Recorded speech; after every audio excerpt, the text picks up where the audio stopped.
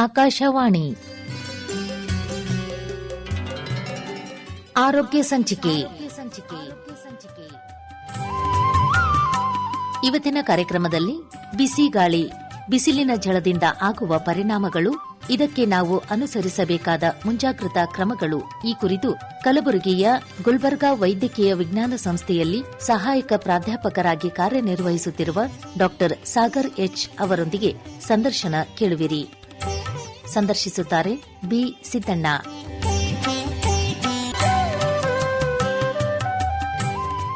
ನಮಸ್ಕಾರ ಕೇಳುಗರೆ, ಇಂದಿನ ಆರೋಗ್ಯ ಸಂಚಿಕೆ ಕಾರ್ಯಕ್ರಮಕ್ಕೆ ಎಲ್ರಿಗೂ ಸ್ವಾಗತ. ಕೇಳುಗರೆ, ನಿಮಗೆಲ್ಲ ಅನುಭವಕ್ಕೆ ಬಂದಿರಬಹುದು, ನೀವು ನೋಡ್ತಾ ಇರಬಹುದು. ಈಗ ಬಿಸಿಲಿನ ಝಳ ಹೆಚ್ಚಾಗ್ತದೆ, ತಾಪಮಾನ ಹೆಚ್ಚಾಗ್ತದೆ. ಮಾಧ್ಯಮಗಳೆಲ್ಲ ನಾವು ಅದರ ಪರಿಣಾಮಗಳ ಬಗ್ಗೆ, ಅದರ ಒಂದು ವಿಷಯದ ಬಗ್ಗೆ ಸಾಕಷ್ಟು ಚರ್ಚೆಗಳನ್ನು ಹಾಕ್ತಾ ಇದ್ದಾವೆ. ಬಿಸಿಲು ಯಾವ ರೀತಿ ಹೆಚ್ಚಾಗ್ತದೆ, ಯಾಕೆ ಹೆಚ್ಚಾಗ್ತದೆ, ಮತ್ತೆ ಏನೆಲ್ಲ ಒಂದು ನಾವು ಮುಂಜಾಗ್ರತಾ ಕ್ರಮಗಳನ್ನ ತಗೋಬೇಕು, ಹೇಗಿರಬೇಕು ಅನ್ನೋ ಬಗ್ಗೆ ಚರ್ಚೆಗಳು ಆಗ್ತಾ ಇದ್ದಾವೆ. ಇವತ್ತು ನಾವು ಈ ಬಿಸಿಲಿನ ಹೆಚ್ಚಳದಿಂದ ಏನೆಲ್ಲ ಪರಿಣಾಮಗಳಾಗ್ತವೆ ಮತ್ತು ಅದಕ್ಕೆ ನಾವು ಯಾವ ರೀತಿಯ ಒಂದು ಪರಿಹಾರ ಕ್ರಮಗಳನ್ನು ಅಥವಾ ಮುಂಜಾಗ್ರತಾ ಕ್ರಮಗಳನ್ನು ತಗೋಬಹುದು ಅನ್ನೋದ್ರ ಬಗ್ಗೆ ಇವತ್ತು ಮಾಹಿತಿಯನ್ನ ಪಡೆಯೋಣ. ಇವತ್ತಿನ ಕಾರ್ಯಕ್ರಮದಲ್ಲಿ ಈ ವಿಷಯ ಕುರಿತಂತೆ ನಿಮಗೆ ಮಾಹಿತಿ ಮಾಡಿಕೊಡ್ಲಿಕ್ಕೆ ಈಗ ನಮ್ಮ ಜೊತೆಗೆ ಇದ್ದಾರೆ ಕಲಬುರಗಿಯ ಗುಲ್ಬರ್ಗಾ ವೈದ್ಯಕೀಯ ವಿಜ್ಞಾನಗಳ ಸಂಸ್ಥೆಯ ಸಹಾಯಕ ಪ್ರಾಧ್ಯಾಪಕರಾದ ಡಾಕ್ಟರ್ ಎಚ್ ಸಾಗರ್ ಅವರು. ಸರ್ ನಮಸ್ಕಾರ. ನಮಸ್ಕಾರ ಸರ್. ಕಾರ್ಯಕ್ರಮಕ್ಕೆ ತಮಗೆ ಸ್ವಾಗತ ಸರ್. ಧನ್ಯವಾದಗಳು ಸರ್. ಸರ್, ಈಗ ಬೇಸಿಗೆ ಪ್ರಾರಂಭ ಆಗಿದೆ. ಬಿಸಿಲಿನ ತಾಪನೂ ಹೆಚ್ಚಾಗ್ತಾ ಇದೆ, ದಿನದಿಂದ ದಿನಕ್ಕೆ ಜಾಸ್ತಿ ಆಗ್ತದೆ. ಇವತ್ತು 40, ನಾಳೆ 41, ಹೀಗೆ ನಮಗೆ ಅದರಲ್ಲೂ ಗುಲ್ಬರ್ಗ ಅಂದ್ರೆ ಹೆಚ್ಚು ಬಿಸಿಲು ಇರುವಂತ ಒಂದು ಪ್ರದೇಶ ಅಂತ ನಾವು ಗುರುತಿಸ್ತಾರೆ ಎಲ್ಲರೂ. ಈ ಬಿಸಿಲಿನ ಹೆಚ್ಚಳದಿಂದ ಯಾವ ರೀತಿಯ ಪರಿಣಾಮಗಳಾಗ್ತವೆ ಸಾಮಾನ್ಯ ಜನರ ಮೇಲೆ, ಅದ್ರ ಬಗ್ಗೆ ಸ್ವಲ್ಪ ವಿವರವಾಗಿ ತಿಳಿಸ್ಕೊಡಿ ಸರ್. ಸರ್, ಇವತ್ತು ನಾವು ಮಾತಾಡೋದು ವಿಷಯ ಅಂದ್ರೆ ಶಾಖ ಸಂಬಂಧಿತ ಅನಾರೋಗ್ಯ. ಸೊ ಈ ಶಾಖ ಸಂಬಂಧಿತ ಅನಾರೋಗ್ಯ ಕಿಂತ ಪೈಲೆ ನಾವು ಏನ್ ಅರ್ಥ ಮಾಡ್ಕೊಳ್ಬೇಕಂದ್ರೆ ನಮ್ಮ ನಾರ್ಮಲ್ ಬಾಡಿ ಟೆಂಪರೇಚರ್ ಎಷ್ಟು. ನಮ್ಮ ನಾರ್ಮಲ್ ಬಾಡಿ ಟೆಂಪರೇಚರ್ ಅಂದ್ರೆ ಉಷ್ಣಾಂಶ 36.4 ಡಿಗ್ರಿ ಸೆಲ್ಸಿಯಸ್ ನಿಂದ 37.2 ಡಿಗ್ರಿ ಸೆಲ್ಸಿಯಸ್ ಇರುತ್ತದೆ. ನಮ್ಮ ಈ ಟೆಂಪರೇಚರ್ ಮೈಯಲ್ಲಿ 40 ಡಿಗ್ರಿಗಿಂತ ಹೆಚ್ಚಾದ್ರೆ ಆರ್ 104 ಆರ್ 105 ಡಿಗ್ರಿ ಫ್ಯಾರನೈಟ್ ಆದ್ರೆ ಅದಕ್ಕೆ ನಾವು heat stroke or heat exhaustion ಅಂತ ಕಾಯಿಲೆಯನ್ನ ಗುರುತುಪಡಿಸ್ತೀವಿ. ಸೊ ಈ ಕಾಯಿಲೆಗಳು ಯಾವಾಗ ಆಗುತ್ತವೆ? ಸೊ ನಮ್ ಗುಲ್ಬರ್ಗ ಅಂತ ಒಂದು ಪ್ರದೇಶ, ಇದು ಒಂಥರ ಹಾಟ್ ಅಂಡ್ ಹ್ಯೂಮಿಡ್ ಕಂಡೀಷನ್ಸ್ ಎರಡೂ ಅಲ್ಲಿ ಲಾಗುವಾಗುತ್ತೆ. It comes under a plain surface and ಇಲ್ಲಿ ಹೀಟ್ ತುಂಬಾ ಜಾಸ್ತಿ ಇದೆ. ಸೊ ನಮ್ ಗುಲ್ಬರ್ಗದ ಹೆಸರನ್ನು ಕೂಡ ಸನ್ ಸಿಟಿ ಅಂತ ಇಟ್ಟಿದ್ದಾರೆ. ಸೊ ಸಾಕಷ್ಟು ಪ್ರತಿ ವರ್ಷ ನಾವು ಈ ಮಾರ್ಚ್ ನಿಂದ April May June first week ವರೆಗೂ ಹೀಟ್ ಸ್ಟ್ರೋಕ್ ಕೇಸಸ್ ಗಳನ್ನು ನೋಡ್ತೀವಿ. ಸೊ ಈ ಹೀಟ್ ಕಾಯಿಲೆಗಳು ನಾವು ವಿಂಗಡಿಸಬೇಕಂತಂದ್ರೆ ಮೈಲ್ಡ್, ಮಾಡರೇಟ್, ಸಿವಿಯರ್ ಅಂತ ನಾವು ಕರಿತೀವಿ. ಮೈಲ್ಡ್ ಅಂತಂದ್ರೆ ಸೌಮ್ಯವಾದಂತ ಕಾಯಿಲೆಗಳು, ಲೈಕ್ ಹೀಟ್ ನಿಂದ ಸಿಂಪಲ್ ಹೀಟ್ ಕ್ರಾಂಪ್ಸ್ ಆಗಿರ್ಬೋದು, ಹೀಟ್ ನಿಂದ ಹೆಡೇಕ್ ಆಗಿರ್ಬೋದು, ಹೀಟ್ ನಿಂದ ಸನ್ ಬರ್ನ್ಸ್ ಆಗಿರ್ಬೋದು, ಹೀಟ್ ರ್ಯಾಶಸ್ ಆಗಿರ್ಬೋದು, ಹೀಟ್ ಎಡಿಮಾ ಅಂತೀವಿ. ಈ ತರ ಎಲ್ಲ ಸೂಪರ್ಫಿಷಿಯಲ್ ಮಿನಿಮಲ್ ಕಂಟ್ರೋಲೇಬಲ್ ಮನೆ ಔಷಧ ಮದ್ದುನಿಂದ ನಾವು ಟ್ರೀಟ್ ಮಾಡಬಹುದು. ಮಾಡರೇಟ್ ಕಂಡೀಷನ್ ಬಂದ್ಬಿಟ್ಟು ಹೀಟ್ ಎಕ್ಸಾಷನ್. ಈ ಕಾಯಿಲೆನಿಂದ ಏನಾಗುತ್ತೆ, ಮನುಷ್ಯನಿಗೆ ಅತಿಯಾದ ಒಂದು ದಾಹ ಆಗುತ್ತೆ, ನೀರಿನ ದಾಹ ಆಗುತ್ತೆ. ಈ ತರ ಬೆವರ್ತಾ ಇರ್ತಾರೆ ಜನ. ಎಕ್ಸಾಷನ್ ಅಂದ್ರೆ ತಲೆನೋವು ಆಗಿರ್ಬೋದು ವಿಪರೀತವಾಗಿ. ಸೊ ಪ್ರಜ್ಞೆ ತಪ್ಪಿ ಬೀಳಬಹುದು, ಈ ತರ ಸಮಸ್ಯೆನೂ ಆಗಬಹುದು. ಸೊ ಈ ತರ ಜನರಿಗೆ ನಾವು ಎಕ್ಸಾಷನ್ ಅಂತೀವಿ. ಇವರಿಗೆ ಸಿಂಪಲ್ ತಂಪು ಪಾನೀಯ, ನಾರ್ಮಲ್ ನೀರಿನ ಅಂಶ ಅವ್ರ ಪೇಷಂಟ್ಸ್ ನಾವು ಕೊಟ್ರೆ ಅವ್ರು ಇಂಪ್ರೂವ್ ಆಗಬಹುದು. ಬಟ್ ಇದೇ ಎಕ್ಸ್ಟ್ರೀಮ್ ಕಂಡೀಷನ್ ಬಂದ್ಬಿಟ್ಟು ಹೀಟ್ ಸ್ಟ್ರೋಕ್ ಅಂತೀವಿ ಸರ್. ಹೀಟ್ ಸ್ಟ್ರೋಕ್ ಬಂದ್ಬಿಟ್ಟು ತುಂಬಾ ಮಾರಣಾಂತಿಕ ಒಂದು ಸಮಸ್ಯೆ. ಇದರಲ್ಲಿ 30 to 40% ಜನ ಮೃತ್ಯು ಆಗಬಹುದು. ಸೊ ಇದನ್ನು ನಾವು ತಡೆಗಟ್ಟಬೇಕು. ಇದನ್ನು ತಡೆಗಟ್ಟಲಿಕ್ಕೆ ನಾವು ಆಗಿರ್ಬೋದು, ಸರ್ಕಾರ ಕಡೆಯಿಂದ ಆಗಿರ್ಬೋದು, ಬೇರೆ NGOs ಆಗಿರ್ಬೋದು, ಎಲ್ಲರೂ ಕೈಗೊಟ್ಟಿ ಇದನ್ನು ನಾವು ಕೆಲಸ ಮಾಡಬೇಕು. ಸೊ ಆಸ್ ಎ ಇಂಡಿವಿಜುವಲ್ ವ್ಯಕ್ತಿಯ ರೂಪದಲ್ಲಿ ನಾವು ಏನ್ ಮಾಡಬಹುದು ಅಂತಂದ್ರೆ, ಸೊ ಆದಷ್ಟು ಬೇಸಿಗೆಯಲ್ಲಿ ಮನೆಯಿಂದ ಹೊರಗೆ ಹೋಗೋದನ್ನು ನಾವು ಕಡಿಮೆ ಮಾಡಬೇಕು. ಸೊ ಬೇಸಿಗೆ ಕಾಲದಲ್ಲಿ ಆದಷ್ಟು ಬಿಸಿಲಿನ ಅಂಶ, ಸೊ ಸಾಮಾನ್ಯವಾಗಿ ಬೆಳಗ್ಗೆ 12ರಿಂದ 3 ಗಂಟೆವರೆಗೆ ಜಾಸ್ತಿ ಬಿಸಿಲಿನ ಎಕ್ಸ್ಪೋಜರ್ ಜಾಸ್ತಿ ಇರುತ್ತೆ. ಸೊ ಅವಾಯ್ಡ್ ಮಾಡಬೇಕು. ಐದರ್ ಡೈರೆಕ್ಟ್ ಎಕ್ಸ್ಪೋಜರ್ ಇರಬೇಕು, ಇಂಡೈರೆಕ್ಟ್ ಎಕ್ಸ್ಪೋಜರ್ ಕೂಡ ಇರ್ಬೋದು. ಎಷ್ಟೊಂದ್ ಸಲ ನಾವು ಬಿಸಿಲಿಗೆ ಹೋಗಿಲ್ಲ ಸರ್, ಈ ತರ ಹೆಂಗಾಯ್ತು ಅಂತ ಪೇಷಂಟ್ಸ್ ಎಷ್ಟೊಂದ್ ಜನ ಹೆಣ್ಮಕ್ಳು ಮನೆಯಲ್ಲಿ ಅಡಿಗೆ ಮಾಡ್ತಿರ್ಬೋದು. ಮಧ್ಯಾಹ್ನ ಅವ್ರು ಅಡಿಗೆ ಮಾಡುವಾಗ exposure to the fire work, wood ಆಗಿರ್ಬೋದು, ಮನೆಯಲ್ಲಿ ಕಿಚನ್ ಹೀಟ್ ಜನರೇಷನ್ ಆಗಿರ್ಬೋದು, ಅದರಿಂದ ಡಿಹೈಡ್ರೇಷನ್ ಎಕ್ಸಾಷನ್ ಆಗಿನೂ ಬರ್ತಾರೆ. So it is not just direct exposure to the heat, even indirect exposure. ಈಗ ಫಾರ್ ಎಕ್ಸಾಂಪಲ್ ಕೆಲವೊಂದು ಅನಿವಾರ್ಯ ಪರಿಸ್ಥಿತಿ, ನಾವು ಪೌರ ಕಾರ್ಮಿಕರು ಆಗಿರ್ಬಹುದು, ರೈತರಾಗಿರ್ಬಹುದು, ಬಿಸಿಲಲ್ಲಿ ಕೆಲಸ ಮಾಡಲೇಬೇಕು. ಆ ತರ ಇದ್ದಾಗ ಕಡ್ಡಾಯವಾಗಿ ಅವ್ರು ತಮ್ಮ ಕೆಲಸಗಳನ್ನ ಬೆಳಗ್ಗೆ 11-12 ಗಂಟೆ ಮುಂಚಿತವಾಗಿ ಅವರ ಸಾಯಂಕಾಲ ಯಾವಾಗ ಬಿಸಿಲಿನ ಕೋಪ ಕಮ್ಮಿ ಆಗಿರುತ್ತೆ ಅವಾಗ ಅವ್ರು ಮಾಡಿದ್ರೆ ಉತ್ತಮ. ಇವನ್ ನಾವು ಬಟ್ಟೆ ಧರಿಸೋದ್ನು ಲೈಟ್ ಕಾಟನ್ ಬಟ್ಟೆಗಳು ಧರಿಸೋದು ಉತ್ತಮ. ಅಂಡ್ ಜಾಸ್ತಿ ನೀರಿನ ಅಂಶ ತಗೋಬೇಕು ಸರ್. ನಾವೇನು ಗುಲ್ಬರ್ಗಾ ಸನ್ ಸಿಟಿ ಇಲ್ಲಿ ಸಾಕಷ್ಟು ಬಿಸಿಲು ಇರುತ್ತೆ ಅಂತ ನಾವು ಮಾತಾಡ್ತಿದ್ದೇವೆ ಸರ್.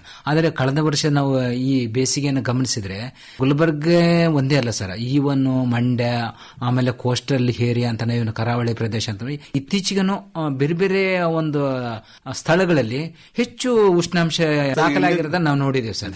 ಸೊ ಹಂಗಾಗಿ ನಾವು ಬರೀ ಗುಲ್ಬರ್ಗ ಸೀಮಿತ ಮಾಡ್ಲಾರ್ದಂಗ ಬೇರೆ ಕಡೆನೂ ಸಾಕಷ್ಟು ಇದರಿಂದ ಎಫೆಕ್ಟ್ ಆಗ್ತಾ ಇದೆ ಸರ್. ಇದಕ್ಕೆ ನಾವು ಗ್ರೀನ್ ಹೌಸ್ ಎಫೆಕ್ಟ್ ಅಂತೀವಿ. ಸೊ ಅರ್ಬನ್ ಹೀಟ್ ಐಲ್ಯಾಂಡ್ಸ್ ಅಂತ ಒಂದು ಗುರುತಿಸಲ್ಪಟ್ಟಿದೆ ಇದಕ್ಕೆ. ಅರ್ಬನ್ ಹೀಟ್ ಐಲ್ಯಾಂಡ್ ಅಂದ್ರೆ ಒಂಥರ ದ್ವೀಪಗಳು, ಶಾಖ ನಗರ ದ್ವೀಪಗಳು ಅಂತ ಕನ್ನಡದಲ್ಲಿ ಹೇಳ್ಬೋದು. ಯಾಕೆ ಈ ತರ ಆಗಿದೆ ಅಂದ್ರೆ ಟೂ ಮಚ್ ಆಫ್ ಕನ್ಸ್ಟ್ರಕ್ಷನ್. ಎಲ್ಲಿ ನೋಡಿದ್ರೆ ಗಿಡಗಳು ಕೊರತೆ ಇದೆ, ಕಾಂಕ್ರೀಟ್ ಜಂಗಲ್ಸ್ ಆಗ್ಬಿಟ್ಟಿದ್ದಾವೆ ಸಿಟೀಸ್ ಅಲ್ಲಿ. So not only the day time radiant heat effect ಇರುತ್ತೆ ಸಾಮಾನ್ಯವಾಗಿ. ಈವನ್ ಬಿಸಿಲ್ ಇಲ್ಲ ಅಂದ್ರೂ ನೈಟ್ ಅಲ್ಲಿ ರೇಡಿಯಂಟ್ ಹೀಟ್ ನಿಂದ ಉಷ್ಣಾಂಶ ನಗರಗಳಲ್ಲಿ 0.9 ನಿಂದ 3.9 ಡಿಗ್ರಿ ಸೆಲ್ಸಿಯಸ್ ಹೆಚ್ಚಿಗಿದೆ. ಸೊ ಇದರ ಕಾರಣ ಅವರು ಅರ್ಬನ್ ಹೀಟ್ ಐಲ್ಯಾಂಡ್ಸ್ ಅಂತ ಒಂದು ಗುರುತಿಸಲ್ಪಟ್ಟಿದೆ ಇದು. ಅಂದ್ರೆ ತಾವು ಹೇಳ್ದಂಗೆ, ಯಾಕಂದ್ರೆ ಈಗ ಎಲ್ಲಾನು ಕಾಂಕ್ರೀಟ್ ನಾಡಾಗಿರೋದ್ರಿಂದ ಇವನ್ ರೋಡ್ಸ್ ಎಲ್ಲಿ ನೋಡಿದ್ರು ಏನಪ್ಪ ರೇಡಿಯಂಟ್ ಹೀಟ್ ಎಫೆಕ್ಟ್ ಇದೆ ಸರ್. ಅದು ಅನಿವಾರ್ಯ ಆಗ್ಬಿಟ್ಟದೆ. ಕೆಲವ್ರಿಗೆ ಅದನ್ನ ಬಿಟ್ಟು ನಮ್ಗೆ ಇರ್ಲಿಕ್ಕಾಗಲ್ಲ ಅನ್ನೋ ಪರಿಸ್ಥಿತಿಗೆ ಕೆಲವರೆಲ್ಲ ಬರ್ತಾರೆ. ಆದ್ರೆ ನಾವು ಪರಿಸರದ ಜೊತೆಗೆ ನಾವು ಜೀವನ ಮಾಡ್ಬೇಕನ್ನೋದು ಬಹಳ ಜನ ಮರಿತಾ ಇದ್ದಾರೆ ಅಂತ ನಾವು ಹೇಳ್ಬೋದು ಸರ್. ಹೌದು ಸರ್. ಈಗ ಇಂಥ ಸಂದರ್ಭದಲ್ಲಿ ಸಾಮಾನ್ಯ ಮನುಷ್ಯನ ಕರ್ತವ್ಯ ಏನ್ ಸರ್? ನಾವು ಇದನ್ನು 4 ರೀತಿಯಿಂದ ನಾವು ಪ್ರಿಕಾಷನ್ ತಗೋಬಹುದು. ಜನರಲ್ ಪಾಪ್ಯುಲೇಷನ್ ಅಲ್ಲಿ ಹೇಳ್ತೀನಿ. First is stay hydrated. Stay hydrated ಅಂದ್ರೆ ಏನು ಅಂದ್ರೆ ನಾವು ಜಾಸ್ತಿ ತಂಪು ಪಾನೀಯಗಳನ್ನು ಸೇವಿಸಬೇಕು. ನಿಂಬೆ ರಸದ ಜ್ಯೂಸ್ ಅನ್ನೇ ಆಗಿರ್ಬೋದು, ಅದರ ಚೂರು ಉಪ್ಪನ್ನು ಕೂಡ ಯೂಸ್ ಮಾಡಬೇಕು. ನಾರ್ಮಲಿ ನಾವು ಬೆವರ್ತೀವಲ್ಲ, ನೀರಿನ ಅಂಶ ಜೊತೆ ಇವನ್ ನಮ್ ಎಲೆಕ್ಟ್ರೋಲೈಟ್ಸ್, ನಮ್ದು ಉಪ್ಪಿನ ಅಂಶನೂ ಹೊರಗಡೆ ಹೋಗುತ್ತೆ. ಸೊ ನಾರ್ಮಲ್ ನೀರ್ ಜೊತೆ ನಾವು ಸ್ವಲ್ಪ ಉಪ್ಪಿನ ಅಂಶ ORS ಆಲ್ಸೋ ಇಸ್ ಬೆಟರ್. ತೆಂಗಿನ ನೀರು ಇರ್ಬೋದು, ಫ್ರೂಟ್ಸ್ ಆಗಿರ್ಬೋದು, ಫ್ರೂಟ್ಸ್ ಅಲ್ಲಿ ಕಲ್ಲಂಗಡಿ ಹಣ್ಣು ಇರ್ಬೋದು, ಕರ್ಬೂಜ ಹಣ್ಣು ಇರ್ಬೋದು, ಸೌತೆಕಾಯಿ ಇರ್ಬೋದು, ಈ ತರ ಜಾಸ್ತಿ ನೀರಿನ ಅಂಶ ಇದ್ದಂತ ಹಣ್ಣುಗಳನ್ನು ಸೇವಿಸಬೇಕು. ಆದಷ್ಟು ಸಮರ್ಸ್ ಅಲ್ಲಿ ಇವನ್ ಜಾಸ್ತಿ ಪ್ರೋಟೀನ್ ಇದ್ದಂತ ಫುಡ್ ಅನ್ನು ಅವಾಯ್ಡ್ ಮಾಡಬೇಕು. ಶುಗರ್, ಇವನ್ ನಾವು ಕಾರ್ಬೋನೇಟೆಡ್ ಡ್ರಿಂಕ್ಸ್ ಅಂತೀವಿ ಸರ್, ಈಗೆಲ್ಲ ಮಕ್ಕಳಲ್ಲೆಲ್ಲ ಅವೇ ಕುಡಿತಾ ಇದ್ದಾರೆ, ಹೈ ಶುಗರ್ ಕಂಟೆಂಟ್. ಅದರಿಂದ ಕೂಡ ಡಿಹೈಡ್ರೇಷನ್ ಆಗುತ್ತೆ. ಸೊ ಕಾರ್ಬೋನೇಟೆಡ್ ಡ್ರಿಂಕ್ಸ್ ಅವೆಲ್ಲ ಅವಾಯ್ಡ್ ಮಾಡಬೇಕು sir. Even along with that personal ಆಗಿ ಒನ್ ಇಸ್ ಸ್ಟೇ ಹೈಡ್ರೇಟೆಡ್. ಇನ್ನೊಂದು ಅಂಶ ಬಂದ್ಬಿಟ್ಟು ಸ್ಟೇ ಕವರ್ಡ್ ಅಂತೀವಿ ಸರ್. ಸ್ಟೇ ಕವರ್ಡ್ ಅಂದ್ರೆ ಏನು? ಫಾರ್ ಎಕ್ಸಾಂಪಲ್, ನಿಮ್ಗೆ ಅನಿವಾರ್ಯ ಪರಿಸ್ಥಿತಿಯಲ್ಲಿ ಬಿಸಿಲಿಗೆ ಹೋಗ್ಬೇಕಂತ ಪರಿಸ್ಥಿತಿ ಬಂದಲ್ಲಿ ಅವಾಗ ನೀವು ಒಂದು ಟೋಪಿಯನ್ನು ಧರಿಸ್ಕೋಬೇಕು. ಲೈಟ್ ವೇಟ್, ಲೈಟ್ ಕಾಟನ್ ಬಟ್ಟೆಗಳನ್ನು ಯೂಸ್ ಮಾಡಬೇಕು. ಆಮೇಲೆ ಆದಷ್ಟು ಈಗ ಹಳ್ಳಿಗಳಲ್ಲಿ ನೋಡ್ತೀವಿ ಬರಿಗಾಲದಾಗೆ ಓಡಾಡ್ತಾರೆ. ಸೊ ಆದಷ್ಟು ಅವರು ಚಪ್ಪಲಿಗಳನ್ನು ಯೂಸ್ ಮಾಡಬೇಕು, ಶೂಸ್ ಅನ್ನು ಯೂಸ್ ಮಾಡಿದ್ರೆ ಒಳ್ಳೇದು. ಹೀಟ್ ರೇಲಿಂದ ಹೀಟ್ ಬರ್ನ್ಸ್, ಥರ್ಮಲ್ ಬರ್ನ್ಸ್ ಎಲ್ಲ ನಾವು ಮುಂಜಾಗೃತವಾಗಿ ಕಮ್ಮಿ ಮಾಡಬಹುದು. Stay alert. ಎಷ್ಟೊಂದ್ ಸರಿ ನಮ್ಮ ಆಕಾಶವಾಣಿಯಿಂದ ನಮಗೆ ಅಲರ್ಟ್ ಬರ್ತಾ ಇರುತ್ತೆ. ಸೊ ಅಪ್ಡೇಟ್ ಆಗ್ತಿರಬೇಕು. ಈ ಪರ್ಟಿಕ್ಯುಲರ್ ಡೇ ನಮ್ಮಲ್ಲಿ ಗುಲ್ಬರ್ಗಾದಲ್ಲಿ ಹೀಟ್ ವೇವ್ ಇದ್ದಾಗ ನಾವು ಮುಂಜಾಗೃತವಾಗಿ ಅವತ್ತು ಅವಾಯ್ಡ್ ಮಾಡಬೇಕು. ಹೊರಗಡೆ ಹೋಗಿ ಮನೆಯಿಂದ ಹೊರಗೆ ಹೋಗೋದು ಅವಾಯ್ಡ್ ಮಾಡಬೇಕು. And stay in indoors and stay shade. So ಮನೆಯಲ್ಲಿ ಇರೋದು ಉತ್ತಮ. ಈಗ ಸಾಮಾನ್ಯ ಜನರು ಹೆಂಗಿರ್ಬೇಕು ಅಂತ ತಾವು ಹೇಳ್ತಾ ಇದ್ದಾರೆ. ಕೆಲವರು ಬೇರೆ ಬೇರೆ ಸಮಸ್ಯೆಗಳನ್ನ ಎದುರಿಸ್ತಿರ್ತಾರೆ. ಈ ಕೆಲವರಿಗೆ ಚರ್ಮದ ಸಮಸ್ಯೆಗಳಾಗಿರ್ಬೋದು, ಕೆಲವರು ಈ ಹೃದಯ ಸಂಬಂಧಿ ಕಾಯಿಲೆಗಳಿಂದ ಬಳಲ್ತಿರ್ತಾರೆ. ಇಂಥ ಒಂದು ಬಿಸಿಲಿನ ತಾಪದಲ್ಲಿ ಅಥವಾ ಬಿಸಿಲಿನ ಜಳಾದಲ್ಲಿ ಅವರಿಗೆ ಯಾವ ರೀತಿಯ ಸಮಸ್ಯೆಗಳ ಆಗ್ಬೋದು ಮತ್ತೆ ಅವರು ಯಾವ ರೀತಿ ಎಚ್ಚರಿಕೆಯನ್ನು ವಹಿಸಬೇಕಾಗುತ್ತೆ? ಎಸ್ ಸರ್, ನೀವು ಹೇಳಿದಾಗೆ ಕರೆಕ್ಟ್ ಇದೆ ಸರ್. ಸೊ ಸಾಮಾನ್ಯವಾಗಿ ಈ ಹೀಟ್ ಸ್ಟ್ರೋಕ್ ಇನ್ ಎಕ್ಸ್ಟ್ರೀಮ್ ನಾನಂದಿನ ಸಿವಿಯರ್ ಕೇಸಸ್ ಆಗೋದು ಈ ತರ ಜನದಲ್ಲಿ, ಈ ತರ ಒಂದು ಪಾಪ್ಯುಲೇಷನ್ ಅಲ್ಲಿ. ಲೈಕ್ ಗರ್ಭಿಣಿ ಸ್ತ್ರೀಯರಿರ್ಬೋದು, ಎಕ್ಸ್ಟ್ರೀಮ್ ಆಫ್ ಏಜಸ್ ಅಂತೀವಿ, ಚಿಕ್ಕ ಮಕ್ಕಳು, ಶಿಶು ಇರಲಿ, ನವಜಾತ ಶಿಶು ಇರಲಿ, 1 ವರ್ಷದ ಒಳಗಡೆ ಶಿಶು ಇರಲಿ, ಚಿಕ್ಕ ಮಕ್ಕಳು ಇರಲಿ, ವೃದ್ಧರು ಇರಲಿ, ಇವರಿಗೆಲ್ಲ ಅವ್ರ ದೈಹಿಕವಾಗಿ ಅನಾರೋಗ್ಯ ಕಾರಣ ಲೈಕ್ ಹಾರ್ಟ್ ಡಿಸೀಸ್ ಇರ್ಬೋದು, ಕಿಡ್ನಿ ಸಮಸ್ಯೆಗಳು ಇರ್ಬೋದು, ರೆಸ್ಪಿರೇಟರಿ ಫೇಲಿಯರ್ ಅಂತ ಈ ತರ ಪೇಷಂಟ್ಸ್ ಅಲ್ಲಿ ನಾವು heat related illnesses normal patients ಗಿಂತ ಇವರಿಗೆ ಜಾಸ್ತಿ ಎಫೆಕ್ಟ್ ಇರುತ್ತೆ. 40% ಜಾಸ್ತಿ ಇದೆ. 20 to 40% ನಾವೇನ್ ಹೇಳ್ತೀವಿ, ಈ ತರ ಪೇಷಂಟ್ಸ್ ಗೆ ಜಾಸ್ತಿ they will be at risk. ಅವರಿಗೆ ಮುಂಜಾಗ್ರತಾ ಕ್ರಮಗಳನ್ನು ಜಾಸ್ತಿ ವಹಿಸಬೇಕು. ವೃದ್ಧರಿಗೆ ಎಸ್ಪೆಷಲಿ ಮನೆಯಲ್ಲಿ ಒಂದ್ ಕಡೆ ಹಾಕೋದ್ಕಿಂತ ಅವರಿಗೆ ಒಂದು ವೆಲ್ ವೆಂಟಿಲೇಟೆಡ್ ರೂಮ್ ಅಲ್ಲಿ ಫ್ಯಾನ್ ಜೊತೆ ಆದಷ್ಟು ಇದ್ರೆ ಬೆಟರ್. ಕೂಲರ್ ಅದು ಬಳಸ್ಕೋಬಹುದು. ಈ ತರ ಯೂಸ್ ಮಾಡಿದ್ರೆ we should make them that at least ಅವರಿಗೆ ಬಾಯಾರಿಕೆ ಆಗ್ಲಿ ಬಿಡ್ಲಿ ಅವರಿಗೆ ನೀರು ಕುಡಿತಾ ಇರಬೇಕು. ಸೊ ನಾವು ಏನಂತೀವಿ, ಸಾಮಾನ್ಯವಾಗಿ ನಾನು ಬಾಯಾರಿಕೆ ಆದ್ರೆ ಅಷ್ಟೇ ನಾನು ನೀರು ಕುಡಿತೀನಿ, ಅದು ತಪ್ಪು. ಬೇಸಿಗೆ ಕಾಲದಲ್ಲಿ ಬಾಯಾರಿಕೆ ಆಗೋದು ಮತ್ತೆ ನಮ್ದು dehydration is not equally correlating. So WHO ಅನ್ನುತ್ತೆ ಕಿ ನೀವು ನೀರು ಕುಡಿತಾನೆ, ನೀವು ಬಿಸಿಲಲ್ಲಿ ಹೋಗ್ತಾ ಇದ್ದಾರೆ ಅಂದ್ರೆ ಎವ್ರಿ 1 ಅವರಿಗೆ ನೀವು ನೀರು ಕುಡಿತಾನೆ ಇರಬೇಕು. ನನಗೆ ಬಾಯಾರಿಕೆ ಆದ್ರೆ ಮಾತ್ರ ನಾನು ಕುಡಿತೀನಿ ಅನ್ನೋದು ತಪ್ಪು. ಈಗ ಕೆಲವರೆಲ್ಲ ಸರ್ ತಾವೀಗ ಚರ್ಮ ಸಂಬಂಧ ಸಮಸ್ಯೆಗಳಿರೋರು ಈ ಸೂರ್ಯನ ಕಿರಣಗಳಿಗೆ ಎಕ್ಸ್ಪೋಸ್ ಆಗ್ತಿರ್ತಾರೆ. ಯಾಕಂದ್ರೆ ಕೆಲವರು ಅನಿವಾರ್ಯವಾಗಿ ಕೆಲಸಕ್ಕೆ ಹೋಗ್ಬೇಕಾಗುತ್ತೆ, ಅನಿವಾರ್ಯ ಆಗಿತ್ತ. ಅವರು ಯಾವ ರೀತಿ ಇರ್ಬೇಕಂತ ಹೇಳ್ತಾರೆ ಸರ್? ಸರ್ ಅವ್ರು ಆತರ ಅವ್ರಿಗೆ ಅನಿವಾರ್ಯ ಪರಿಸ್ಥಿತಿ ಮನೆ ಬಿಟ್ಟು ಹೋಗ್ಬೇಕು ಅಂತಂದ್ರೆ ಅವರು ಮುಂಜಾಗ್ರತಾ ಕ್ರಮವಾಗಿ ಒಂದು ಕೊಡೆನೇ ಹಿಡ್ಕೊಂಡು ಹೋಗ್ಬೋದು, ಒಂದು ಕೊಡೆ ಅವ್ರ ಛತ್ರಿ ಹಿಡ್ಕೊಂಡು ಹೋಗ್ಬೋದು. ಬಿಸಿಲಿಗೆ ಡೈರೆಕ್ಟ್ ಎಕ್ಸ್ಪೋಜರ್ ಆಗೋದನ್ನ ಅವಾಯ್ಡ್ ಮಾಡಬೇಕು. ನೀರಿನ ಬಾಟ್ಲಿ ಮನೆಯಿಂದ ಒಯ್ಯೋದು ತುಂಬಾ ಉತ್ತಮ, ಅಡ್ವೈಸಬಲ್. ಅಂಡ್ ಸೊ ದಟ್ ಅವರು 2 ತಾಸಿಗೆ 1 ತಾಸಿಗೆ ಬಾಯಾರಿಕೆ ಆಗ್ಲಿ ಬಿಡ್ಲಿ ನೀರು ಕುಡಿತಾ ಇರಬೇಕು. ಸರ್ ಇನ್ನೂ ಒಂದು ಪ್ರಶ್ನೆ ತಮಗೆ. ಕೆಲವರು ನೀರು ಕುಡಿದ್ ಬಿಟ್ರೆ ಒಂದು ಬಾಟಲ್ ನೀರು ಕುಡಿದ್ ಬಿಡೋದು ಪೂರ್ತಿ ಫುಲ್ಲೇ ನಾನು ಇವತ್ತು ಇಷ್ಟು ಬಾಟಲ್ ನೀರು ಕುಡಿದೆ ಅನ್ನೋದು. ತಣ್ಣ ನೀರು ಕುಡಿತಿರ್ತಾರೆ. ಆ ನೀರನ್ನ ಕುಡಿಯೋದ್ರಲ್ಲೂ ಒಂದು ಮೆಥಡ್ ಐತೆ ಅಂತ ಹೇಳ್ತಾರೆ. ಯಾವ ರೀತಿ ನೀರನ್ನ ಸೇವನೆ ಮಾಡಬೇಕಾಗುತ್ತೆ? ಅದರಲ್ಲಿ ಈ ಡಿಹೈಡ್ರೇಷನ್ ಆಗಂತ ಸಂದರ್ಭನೂ ಇರುತ್ತೆ. ಸರ್ ಈ ತರ ಎಕ್ಸ್ಟ್ರೀಮ್ ಕೋಲ್ಡ್ ವಾಟರ್ ಕುಡಿದ್ರೆ ನಾವು ವೇಸೋ ಕನ್ಸ್ಟ್ರಿಕ್ಷನ್ ಅಂತೀವಿ. ಸೊ ನಮ್ ಬಾಡಿಯಲ್ಲಿ ಏನಾಗುತ್ತೆ, ಹೀಟ್ ಎಕ್ಸ್ಪೋಜರ್ ನಿಂದ ನಾವು ಬೆವರ್ತೀವಲ್ಲ. ಯಾಕೆ ಆಗುತ್ತೆ ಬೆವರು ಅಂದ್ರೆ ನಮ್ದು ರಕ್ತನಾಳಗಳು ಉಬ್ಬು ಬಿಡ್ತಾವ. ಉಬ್ಬಿದ್ರೆ ಏನಾಗ್ತದೆ, ಬಾಡಿ ಟೆಂಪರೇಚರ್ ಇದು ಒಂದು ಫಿಸಿಯಾಲಜಿಕಲ್ ನಾವು ಮೆಕ್ಯಾನಿಸಮ್ ಕ್ರಿಯೇಟ್ ಮಾಡ್ತೀವಿ. ನೀವು ಯಾವಾಗ ತಂಪು ಪಾನೀಯಗಳನ್ನು ಜಾಸ್ತಿ ಸೇವನೆ ಮಾಡ್ತಿರೋ ವೇಸೋ ಕನ್ಸ್ಟ್ರಿಕ್ಷನ್ ರಿಸ್ಕ್ ಇರುತ್ತೆ. ತಂಪು ಕೋಲ್ಡ್ ಶವರ್ ಅಂತೀವಿ. ಎಷ್ಟೊಂದು ಜನ ಇಮಿಡಿಯೇಟ್ಲಿ ಮನೆಗೆ ಹೋಗ್ಬಿಟ್ಟು ಕೋಲ್ಡ್ ಶವರ್ ಮಾಡ್ತಾರೆ. ಅದು ವೆರಿ ರಿಸ್ಕಿ ಸರ್. ಅದು ಸಡನ್ಲಿ BP ಲೋ ಆಗೋದು ರಿಸ್ಕ್ ಇರುತ್ತೆ. ಸೊ ಆದಷ್ಟು ನಾರ್ಮಲ್ ಟೆಂಪರೇಚರ್ ಆರ್ ಕೋಲ್ಡ್ ತಗೋತಿದ್ರು step by step let them drink. ಒಂದೇ ಸರಿ ಜಾಸ್ತಿ ಕುಡಿಯೋದು ಅಡ್ವೈಸಬಲ್ ಇಲ್ಲ. ಸೊ ನಾನು ಹೇಳಿದಾಗೆ ನಿಮ್ಗೆ ಆಲ್ರೆಡಿ ಕಾರ್ಬೋನೇಟೆಡ್ ಡ್ರಿಂಕ್ಸ್ ಅನ್ನು ಹೊರತುಪಡಿಸಿ ನಾರ್ಮಲ್ ಯಾವ್ದು ಹಣ್ಣಿನ ಜ್ಯೂಸ್ಗಳು ಆಗಿರ್ಲಿ, ಹಣ್ಣುಗಳೇ ಆಗಿರ್ಲಿ, ಮನೆಯಲ್ಲಿ ಇದ್ದಂತಹ ಮಜ್ಜಿಗೆ ಇರ್ಬೋದು, ಸೇವನೆ ಮಾಡೋದು ಉತ್ತಮ. ಈಗ ಏನು ಹಣ್ಣು ತರಕಾರಿಗಳು ತಾವೇನು ಹೇಳ್ತಾ ಇದ್ದಾರೆ ಸರ್, ಅಂದ್ರೆ ನೀರಿನ ಅಂಶ ಜಾಸ್ತಿ ಇರುವಂತವನ್ನ ಬಳಸಬೇಕನ್ನ. ಅದ್ರ ಜೊತೆಗೆ ನಮ್ಮ ನಿತ್ಯ ಆಹಾರನೂ ಇರುತ್ತೆ. ಅಂದ್ರೆ ಮಾರ್ನಿಂಗ್ ತಿಂಡಿ ತಿನ್ನೋದು, ಆಮೇಲೆ ಮಧ್ಯಾಹ್ನ ಊಟ, ಮತ್ತೆ ಸಂಜೆ ಊಟ ಇರುತ್ತೆ. ನಮ್ಮ ಆಹಾರ ಹೇಗಿರ್ಬೇಕು? ಆಹಾರದಲ್ಲಿ ಅದೇ ಸರ್, ನಾವು ಪ್ರೋಟೀನ್ ಅಂಶವನ್ನು ಸ್ವಲ್ಪ ಕಡಿಮೆ ಮಾಡಿದ್ರೆ ಉತ್ತಮ. ಸೊ ಡಯಟ್ ಅಲ್ಲಿ in summers we call low protein diet is better advisable ಅಂತಾರೆ sir. Because of again excessive protein, excessive salt food ನಾವು ತಿಂದ್ರೆ ಡಿಹೈಡ್ರೇಷನ್ ಆಗೋದು ರಿಸ್ಕ್ ಜಾಸ್ತಿ ಇರುತ್ತೆ. ಸೊ ಅಗೇನ್ ಬಾಡಿನಿಂದ ಫ್ಲೂಯಿಡ್ ಜಾಸ್ತಿ ರಿಲೀಸ್ ಆಗಿ ಡಿಹೈಡ್ರೇಷನ್ ಆಗೋ ರಿಸ್ಕ್ ಇರುತ್ತೆ. So low protein diet is preferable. ಈಗ ನಾವು ಧರಿಸುವಂತ ಬಟ್ಟೆಗಳು ಇದೇ ತರ ಇರ್ಬೇಕಂತಾರೆ. ಆದ್ರೆ ನಮ್ಮ ಕೆಲವರು ಅವರಿಗೆ ತಮಗೆ ಹೇಗೆ ಕನ್ವೀನಿಯಂಟ್ ಆಗುತ್ತೆ ಹಾಗೆ ಅವನ್ನ ಧರಿಸ್ತಾರೆ. ಯಾಕಂದ್ರೆ ಈಗ ಹಳ್ಳಿ ಮಂದಿ ಏನ್ ಮಾಡ್ತಾರೆ, ಕೆಲಸ ಮಾಡಬೇಕು, ಬೆವರು ಬರ್ತದಂತ ಬನ್ನಿನ ಮೇಲೆ ಕೆಲಸ ಮಾಡ್ತಿರ್ತಾರೆ. ಯಾವ ರೀತಿ ಬಟ್ಟೆಗಳನ್ನ ಬಳಸಬೇಕು ಮತ್ತೆ ಎಂತ ಬಟ್ಟೆಗಳನ್ನ ಬಳಸಬೇಕು? ಲೈಟ್ ಕಲರ್ ಕಾಟನ್ ಬಟ್ಟೆಗಳು ಧರಿಸಿದ್ರೆ ಬೆಟರ್. ಮಲ್ಟಿ ಲೇಯರ್ಡ್ ಬಟ್ಟೆಗಳು ಹಾಕೋದು ಅವಾಯ್ಡ್ ಮಾಡಬೇಕು. ಶರ್ಟ್ ಹಾಕೊಂಡು ಜಾಕೆಟ್ ಹಾಕೊಂಡು ಮೇಲೆ ಇನ್ನೊಂದು ಹಾಕೋದು ಅವಾಯ್ಡ್ ಮಾಡೋದು ಬೆಟರ್. ಪರ್ಸ್ಪಿರೇಷನ್ ಜಾಸ್ತಿ ಆಗುತ್ತೆ, ಸ್ವೆಟಿಂಗ್ ಜಾಸ್ತಿ ಆಗುತ್ತೆ, ಡಿಹೈಡ್ರೇಷನ್ ಬೇಗ ಆಗುತ್ತೆ. ಸರ್ ಈಗ ತಾವು ಹೇಳ್ತಾ ಇದ್ರಿ ಈ ತೀವ್ರತರವಾದ ಬಿಸಿ ಗಾಳಿಯಿಂದ ಯಾವ ರೀತಿ ಪರಿಣಾಮಗಳು ಆಗ್ತಾವ ಅಂದ್ರೆ ಅದರ ಲಕ್ಷಣಗಳು ಹೇಗಿರ್ತಾವಂತ ಹೇಳಿದ್ರೆ ನಮ್ಮ ಕೇಳುಗರಿಗೆ ಅನುಕೂಲ ಆಗುತ್ತಾ? ಈ ಹೀಟ್ ಸ್ಟ್ರೋಕ್ ಆದ್ರೆ ಲಕ್ಷಣಗಳೇನು ಅಂದ್ರೆ ನಾ ಇದು ಎಲ್ಲರಿಗಿಂತ ಎಕ್ಸ್ಟ್ರೀಮ್ ಅಂತ ಇದ್ದೀನಿ. ಸಿವಿಯರ್ ಕೇಸಸ್ ಅಲ್ಲಿ ಹೀಟ್ ಸ್ಟ್ರೋಕ್ ಆಗುತ್ತೆ. ಇದ್ರ ಲಕ್ಷಣಗಳೇನಂದ್ರೆ ಹೈಪರ್ ಥರ್ಮಿಯಾ, ನಮ್ ಕೋರ್ ಬಾಡಿ ಟೆಂಪರೇಚರ್ ಅಂತೀವಿ. ನಾವು ರೆಕ್ಟಲ್ ಟೆಂಪರೇಚರ್ ಅನ್ನು ಮೆಜರ್ ಮಾಡ್ತೀವಿ. ಸಾಮಾನ್ಯವಾಗಿ ಪೇಷಂಟ್ ಜೊತೆ ನೋಡ್ಲಿಕ್ಕೆ ಆಗೋದಿಲ್ಲ. ನಾವು ಓರಲ್ ಟೆಂಪರೇಚರ್ 0.5 ಡಿಗ್ರಿ ಆಡ್ ಮಾಡ್ತೀವಿ. So temperature more than 40 degree Celsius ಅಂತೀವಿ. ಅದ್ರ ಜೊತೆಗೆ ನ್ಯೂರಾಲಜಿಕಲ್ ಅಬ್ನಾರ್ಮಲಿಟಿ. ನ್ಯೂರಾಲಜಿಕ್ ಅಂತಂದ್ರೆ ಅವರು ಪ್ರಜ್ಞೆಹೀನರಾಗಿರ್ಬಹುದು, ಮಾರ್ಪಿಟ್ ಮಾತಾಡೋದಾಗಿರ್ಬೋದು, ಕನ್ಫ್ಯೂಷನ್ ಸ್ಟೇಟ್ ಇರ್ಬೋದು, ಕಿರಿಕಿರಿ ಆಗಿರ್ಬೋದು, ಇರಿಟೇಬಿಲಿಟಿ ಟೈಪ್ ಬಿಹೇವಿಯರ್, ಇವೆಲ್ಲಾನು ಪ್ಲಸ್ 40 ಡಿಗ್ರಿ ಸೆಲ್ಸಿಯಸ್ ಮೇಲ್ಗಡೆ, ಪ್ಲಸ್ ಅವರು ಬಿಸಿಲಲ್ಲಿ ಓಡಾಡುವಂತ ಒಂದು ಹಿಸ್ಟ್ರಿ ಇರ್ಬೋದು, ಅವ್ರ ಫಿಸಿಕಲ್ ಆಗಿ ಎಕ್ಸರ್ಷನ್ ಆಗಿರ್ಬೋದು. ಈ ತರ ಎಲ್ಲ ಹಿಸ್ಟ್ರಿ ಇದ್ರೆ definitely it is a heat stroke. So ಈ ತರ ಪೇಷಂಟ್ಸ್ ಗೆ ನಾವು ಯಾವಾಗ ರಿಸೀವ್ ಮಾಡ್ತೀವಿ, ಅವ್ರು ನೀವು ಮನೆಯಲ್ಲಿ ಮನೆ ಮದ್ದು ಮಾಡ್ಬೇಕಂದ್ರೆ ಎಸ್ಪೆಷಲಿ ವೃದ್ಧರು, ನನ್ನ ಎಕ್ಸ್ಟ್ರೀಮ್ಸ್ ಆಫ್ ಏಜ್ ಅಲ್ಲಿ ನೀವು ಕಂಡಲ್ಲಿ ಅವರಿಗೆ ಹೈ ಟೆಂಪರೇಚರ್ ಇದ್ದಾಗ ಫಸ್ಟ್ ಅಂಡ್ ಫಾರ್ಮೋಸ್ಟ್ ನೀವು ಅವ್ರದ್ದು ಎಲ್ಲ ಬಟ್ಟೆಗಳನ್ನು ಲೂಸ್ ಮಾಡ್ರಿ. ಟೈಟ್ ಬಟ್ಟೆಗಳು ಇದ್ರೆ ಲೂಸ್ ಮಾಡಿ, ಮೈಯನ್ನು ಒದ್ದೆ ಬಟ್ಟೆ, ತಣ್ಣಗಿರುವಂತ ಬೆಡ್ಶೀಟ್ ಅನ್ನು ಯೂಸ್ ಮಾಡಿ ಫುಲ್ ಬಾಡಿಯನ್ನು ಒರೆಸ್ಬಿಟ್ಟು ಅವ್ರದ್ದು ಎಕ್ಸಿಲಾ ಅಂದ್ರೆ ನಮ್ದು ಭುಜದ ಕೊಂಕಣ ಬಲ್ಲಿ, ಆಮೇಲೆ ತೊಡೆ ಸಂಧಿಗಳಲ್ಲಿ, ನೆಕ್ ಬಲ್ಲಿ, ಅದು ಐಸ್ ವಾಟರ್ ಏನಂತೀವಿ ಬೆಡ್ಶೀಟ್, ಅದು ಅದ್ದೇ ಅಲ್ಲಿ 2 ಕಡೆ ಇಡಬೇಕು. ಸೊ ಇದರಿಂದ ಏನಾಗುತ್ತೆ, ನಮ್ದು ಬಾಡಿ ಟೆಂಪರೇಚರ್, ಕೋರ್ ಟೆಂಪರೇಚರ್ ಅನ್ನು ಕಡಿಮೆ ಮಾಡಬಹುದು. ಸೊ ಇದು ಒಂದು ಮನೆಯಲ್ಲಿ ಒಂದು ಮದ್ದು. ಅಂಡ್ ಅವ್ರು ಅನ್ಕಾನ್ಶಿಯಸ್ ಇದ್ರೆ ಡೆಫಿನೆಟ್ಲಿ ಹಾಸ್ಪಿಟಲ್ ಕರ್ಕೊಂಡ್ ಬರ್ಬೇಕು. ಮೀನ್ ವೈಲ್ ಹಾಸ್ಪಿಟಲ್ ಕರ್ಕೊಂಡ್ ಬರುವಷ್ಟು ನಡುವೆನು ಇವೆಲ್ಲ ನಾವು ಮಾಡಬಹುದು. ಒದ್ದೆ ಬಟ್ಟೆ ಯೂಸ್ ಮಾಡಬೇಕು, ಆಮೇಲೆ ಅವ್ರ ಫುಲ್ ಬಾಡಿ ಮೇಲೆ ಅವರಿಗೆ ಹಾಕ್ಬೇಕು, ನೀರನ್ನು ಸಿಂಪಡಿಸಬೇಕು, ಆಮೇಲೆ ಬೇಸಿಕಲಿ ಫ್ಯಾನ್ ಅನ್ನು ಯೂಸ್ ಮಾಡಬೇಕು. ಫ್ಯಾನ್ ಇಲ್ವಾ ಅಂದ್ರೆ ಅಟ್ಲೀಸ್ಟ್ ಕೈನಿಂದ ನಾವು ಅವ್ರಿಗೆ ಗಾಳಿ ಕೊಡಬೇಕು. ಸೊ ದಟ್ ಅವ್ರ ಬಾಡಿನಿಂದ ಎಕ್ಸೆಸಿವ್ ಸ್ವೆಟಿಂಗ್ ಎಲ್ಲ ಕಮ್ಮಾಗಿ ಇವಾಪರೇಷನ್ ಆಗಲಿ ಅಂತ. ಅದರಿಂದ ರೇಡಿಯಂಟ್ ಹೀಟ್ ಎಫೆಕ್ಟ್ ಆಗಿ ಸೊ ಅವ್ರ ಬಾಡಿ ಕೋಲ್ಡ್ ಆಗ್ಬೇಕು ಅಂತೇಳಿ ಈ ತರ ಎಲ್ಲ ನಾವು ಮನೆಯಲ್ಲಿ ಮದ್ದು ಮಾಡಬಹುದು. ಹಾಸ್ಪಿಟಲ್ ಬಂದ್ರೆ ಡೆಫಿನೆಟ್ಲಿ ನಾವು ಐಸ್ ಪ್ಯಾಕ್ಸ್ ಅಂತ ಇಡ್ತೀವಿ ಆಕ್ಸಿಲಾದಲ್ಲಿ, ನೆಕ್ ಅಲ್ಲಿ. ಅಂಡ್ ಈ ತರ ಪೇಷಂಟ್ಸ್ ಗೆ ಪ್ಯಾರಾಸಿಟಮಾಲ್ ಕೆಲಸ ಮಾಡೋದಿಲ್ಲ. ಸೊ ನಮ್ ಕಾಮನ್ಲಿ ನಮ್ ಮಿತ್ ಏನಿದೆ ಅಂದ್ರೆ ಜ್ವರ ಬಂದ್ರೆ ಹೈ ಟೆಂಪರೇಚರ್ ಪ್ಯಾರಾಸಿಟಮಾಲ್ ಕೊಡಬೇಕು.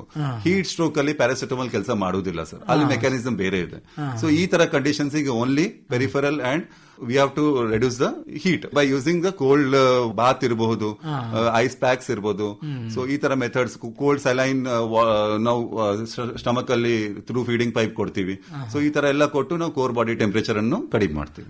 ಆದಷ್ಟು ಬಟ್ಟೆ ಎಲ್ಲ ಸ್ವಲ್ಪ ಹಗರ ಮಾಡಿ ಮೈ ಎಲ್ಲ ವರ್ಷಿ ಅವರಿಗೆ ಒಂಥರ ಫ್ಯಾನ್ ಅಲ್ಲಿ ಕೆಳಗೆ ಫ್ರೀ ಮಾಡಿ, ಸೊ ದಟ್ ಈ ತರದ್ದು IV ಫ್ಲೂಯಿಡ್ಸ್ ಕೊಡ್ತೀವಿ. ಬೇಸಿಕಲಿ ಇವರಿಗೆ ಬ್ಲಡ್ ವಾಲ್ಯೂಮ್ ಕಮ್ಮಿ ಇರುತ್ತೆ, ಸೊ ಫ್ಲೂಯಿಡ್ಸ್ ಕೊಟ್ಟು IV ಸಲೈನ್ ಏನಂತೀವಿ ಅದರಿಂದ ನಾವು ಅವರಿಗೆ ಕೋರ್ ಬಾಡಿ ಟೆಂಪರೇಚರ್ ಅನ್ನು ಕಡಿಮೆ ಮಾಡಲಿಕ್ಕೆ ಪ್ರಯತ್ನ ಮಾಡ್ತೀವಿ. ಅದರ ನಂತರ ಆಸ್ಪತ್ರೆಗೆ ಅವಶ್ಯಕತೆ ಇದ್ರೆ ಆಸ್ಪತ್ರೆ ಕರ್ಕೊಂಡು.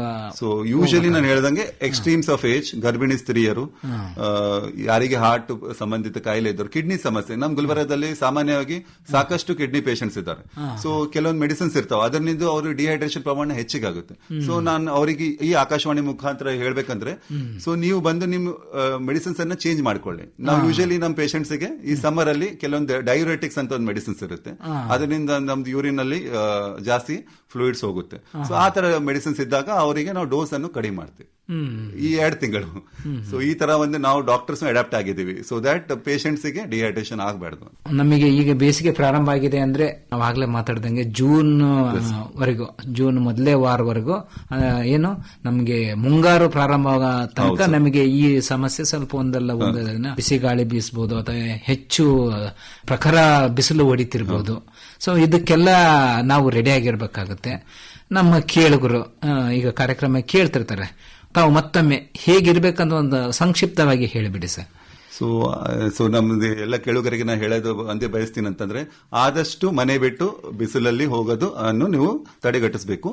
ಬಿಸಿಲಲ್ಲಿ ನೀವು ಮಾಡಲೇಬೇಕು ಅನಿವಾರ್ಯ ಪರಿಸ್ಥಿತಿ ಇದ್ದಲ್ಲಿ ಆದಷ್ಟು ನೀವು ನೀರನ್ನು ಕುಡಿತಾ ಇರಬೇಕು, ತಂಪು ಪಾನೀಯಗಳನ್ನು ಸೇವನೆ ಮಾಡ್ರಿ, ಆದಷ್ಟು ಕೂಲ್ ಇರ್ರಿ, ನಿಮ್ಮ ಸ್ಟೇ ಪ್ರೊಟೆಕ್ಟೆಡ್ ಅಂತ ಹೇಳ್ತೀನಿ ನಾನು. ಸೊ ದಟ್ ನೀವು ಲೈಟ್ ಬಟ್ಟೆಗಳನ್ನು ಹಾಕೋದಾಗ್ಲಿ, ಫ್ರೂಟ್ಸ್ ಅನ್ನು ಸೇವಿಸಬೇಕು, ಕಲ್ಲಂಗಡಿ ಆಗಬೇಕು, ಕರ್ಬೂಜ ಹಣ್ಣು, ಸೌತೆಕಾಯಿ, ಈ ತರದೊಂದು ಫ್ರೂಟ್ಸ್ ಅನ್ನು ತಗೋರಿ. ಅಂಡ್ ಕಾರ್ಬೋನೇಟೆಡ್ ಡ್ರಿಂಕ್ಸ್ ಆ ತರದನ್ನು ಅವಾಯ್ಡ್ ಮಾಡಿ. ನೀವು ಮೆಡಿಸಿನ್ಸ್ ಡಯಾಬಿಟಿಕ್, ಹೈಪರ್ಟೆನ್ಸಿವ್ ಎಲ್ಲ ಇದ್ರೆ ಸ್ವಲ್ಪ ನಿಮ್ಮ ಕನ್ಸಲ್ಟೆಂಟ್ ಡಾಕ್ಟರ್ ಹತ್ರ ಕನ್ಸಲ್ಟ್ ಮಾಡಿ. ಅವು ಕೆಲವೊಂದು ಮೆಡಿಸಿನ್ಸ್ ಚೇಂಜ್ ಮಾಡೋದಿರುತ್ತೆ, ಅವು ಚೇಂಜ್ ಮಾಡ್ಕೊಳ್ಳೋದು ಉತ್ತಮ. ಅಂಡ್ ನಾನು ಹೇಳ್ದಂಗೆ ವೃದ್ಧರು, ಚಿಕ್ಕ ಮಕ್ಕಳು, ಗರ್ಭಿಣಿ ಸ್ತ್ರೀಯರು ಇದಕ್ಕೆ ಪ್ರಿಕಾಷನ್ ಅನ್ನು ತಗೋಬೇಕಾಗುತ್ತೆ. ಸೊ ಇವನ್ ಜಿಲ್ಲಾ ಆಸ್ಪತ್ರೆಯಲ್ಲಿ ಶಾಖ ಸಂಬಂಧಿತ ಆರೋಗ್ಯ ಸಲುವಾಗಿ ಸೆಪರೇಟ್ ಒಂದು ವಾರ್ಡ್ ಅನ್ನು ಮೀಸಲಿಡಲ್ಪಟ್ಟಿದೆ. ಒಳ್ಳೆಯದು ಸರ್, ಸಾಕಷ್ಟು ಮಾಹಿತಿಯನ್ನ ತಿಳಿಸ್ಕೊಟ್ರಿ. ಎಲ್ಲರಿಗೂ ಈ ಬಿಸಿಲು ಅನ್ನೋದು ಬಿಟ್ಟಿದ್ದಲ್ಲ, ಆದ್ರೆ ಅದರ ಜೊತೆಗೆ ನಮ್ಮ ಕರ್ತವ್ಯನೂ ಇದ್ದೇ ಇರುತ್ತೆ. ಎಲ್ಲ ಡ್ಯೂಟಿ ಮಾಡಲೇಬೇಕಾಗತ್ತೆ, ಹೊರಗಡೆ ಹೋಗಲೇಬೇಕಾಗತ್ತೆ. ಇಂಥ ಸಂದರ್ಭದಲ್ಲಿ ತಾವೇನು ಹೇಳಿದ್ರಲ್ಲ ಅಂತ ಒಂದು ಮುನ್ನೆಚ್ಚರಿಕೆ ಕ್ರಮಗಳನ್ನ, ಅಂದ್ರೆ ಆಹಾರದಲ್ಲಿ ಇರಬಹುದು ಅಥವಾ ನಾವು ಧರಿಸುವಂತ ಬಟ್ಟೆಯಲ್ಲಿ ಇರಬಹುದು, ಕ್ಯಾಪ್ ಆಗಿರ್ಬೋದು ಹಾಕೊಂಡು ಧರಿಸಿ ಹೋಗೋದು. ಡೈರೆಕ್ಟ್ ಸನ್ಲೈಟ್ ಎಕ್ಸ್ಪೋಜರ್ ಅನ್ನು ನಾವು ನೇರವಾಗಿ ಅವರು ಪರೋಕ್ಷಕವಾಗಿ ಎರಡನ್ನು ಅವಾಯ್ಡ್ ಮಾಡಬೇಕು, ಸೂರ್ಯನ ಕಿರಣಗಳನ್ನು ಅವಾಯ್ಡ್ ಮಾಡಬೇಕು. ಹೊರಗೆ ಹೋಗ್ತಿದೀವಿ ಅಂದಾಗ ಇಂಥವೆಲ್ಲ ಸ್ವಲ್ಪ ಮನೆಯಲ್ಲೂ ಸಹಿತ ಒಂದು ಗಾಳಿ ವಾತಾವರಣ ಅಲ್ಲ, ಕಿಟಕಿಗಳನ್ನು ತೆರೆದಿಡಬೇಕು. ಬಿಸಿಲು ಡೈರೆಕ್ಟ್ ಇದ್ದಲ್ಲಿ ಕರ್ಟನ್ಸ್ ಅನ್ನು ಬಳಸಬಹುದು.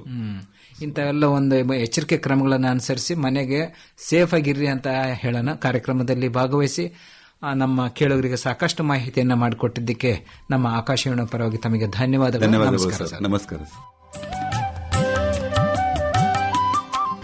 ಇದುವರೆಗೆ ಬಿಸಿ ಗಾಳಿ, ಬಿಸಿಲಿನ ಝಳದಿಂದ ಆಗುವ ಪರಿಣಾಮಗಳು, ಇದಕ್ಕೆ ನಾವು ಅನುಸರಿಸಬೇಕಾದ ಮುಂಜಾಗ್ರತಾ ಕ್ರಮಗಳು ಈ ಕುರಿತು ಕಲಬುರಗಿಯ ಗುಲ್ಬರ್ಗಾ ವೈದ್ಯಕೀಯ ವಿಜ್ಞಾನ ಸಂಸ್ಥೆಯಲ್ಲಿ ಸಹಾಯಕ ಪ್ರಾಧ್ಯಾಪಕರಾಗಿ ಕಾರ್ಯನಿರ್ವಹಿಸುತ್ತಿರುವ ಡಾ ಸಾಗರ್ ಎಚ್ ಅವರೊಂದಿಗೆ ನಡೆಸಿದ ಸಂದರ್ಶನ ಕೇಳಿದಿರಿ. ಸಂದರ್ಶಿಸಿದವರು ಬಿ ಸಿದ್ದಣ್ಣ.